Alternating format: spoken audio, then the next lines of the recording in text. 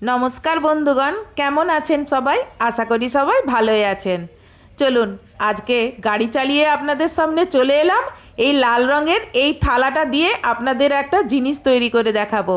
এর আগে এই লাল রঙের থালাটা নিশ্চয়ই জেনেছেন, এর আগে আমি এইটা অনেকবার দেখিয়েছি। এটা হচ্ছে তালসত্ত্ব। আগের বছর তালকে মেরে ফুটিয়ে জাল দিয়ে রোদে শুকনো করে আমসত্ত্বের মতন এইভাবে শুকনো করে রেখেছিলাম।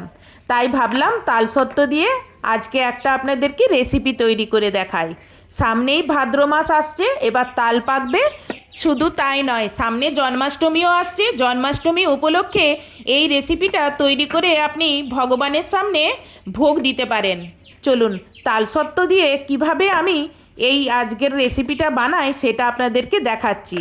দেখুন, প্রথমে এরকম তালসত্ত্ব নেবেন, ছোট ছোট করে টুকরো করে নেবেন আর নর্মাল জল দিয়ে এটাকে ভিজিয়ে রাখবেন। মোটামুটি এটা 3 থেকে 4 ঘন্টা ভিজিয়ে রাখলেই দেখবেন এই রকম ফুলে যাবে।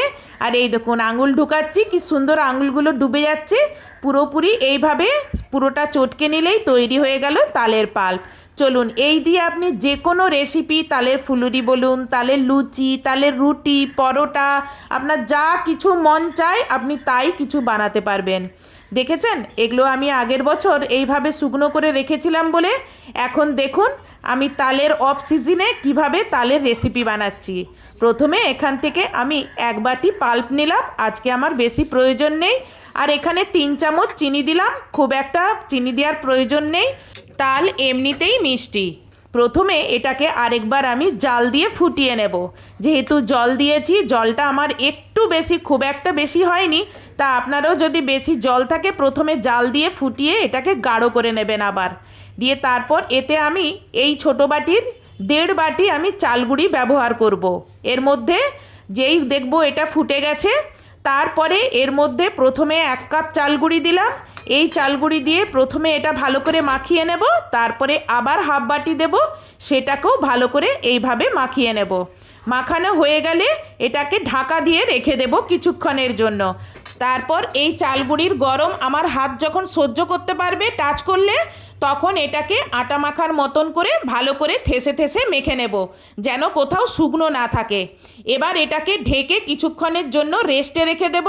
তারপরে এখান থেকে একটু একটু করে চিমটি কেটে নেব আর ছোট ছোট এইভাবে লম্বা লম্বা করে সেউলিগুলো তৈরি করে নেব।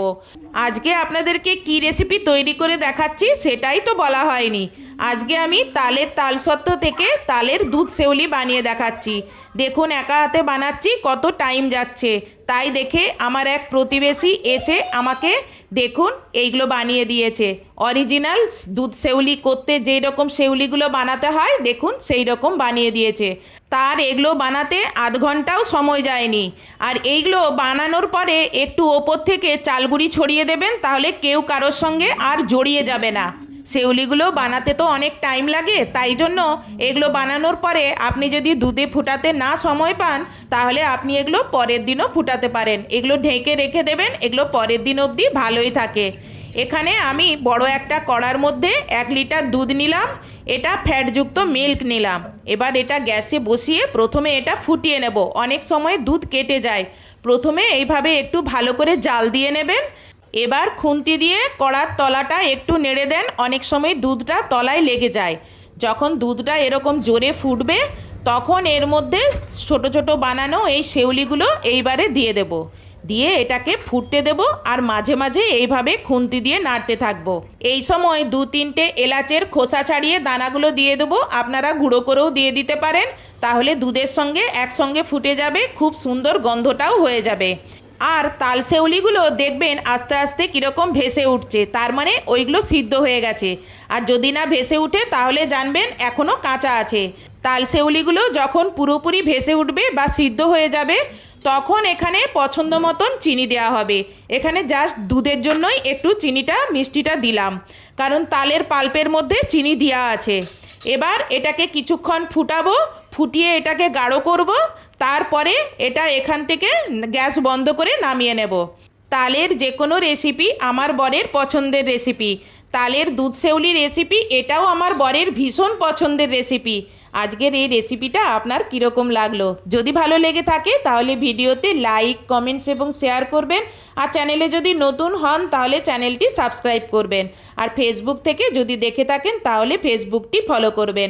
তালের দুধ সেউলিটা কত সুন্দর ঝরঝরে হয়েছে। একবার আপনিও এভাবে বানিয়ে খান, দেখবেন আপনারও ভালো লাগবে। এখান থেকে আপনাকে বলে বোঝাতে পারবো না যে এটা দেখতে যেমন সুন্দর, খেতেও তেমনি এর অপূর্ব স্বাদ। আজকের মতন এখানেই ভিডিওটা শেষ করছি। নেক্সট ভিডিওতে আপনার সঙ্গে আবার দেখা হবে।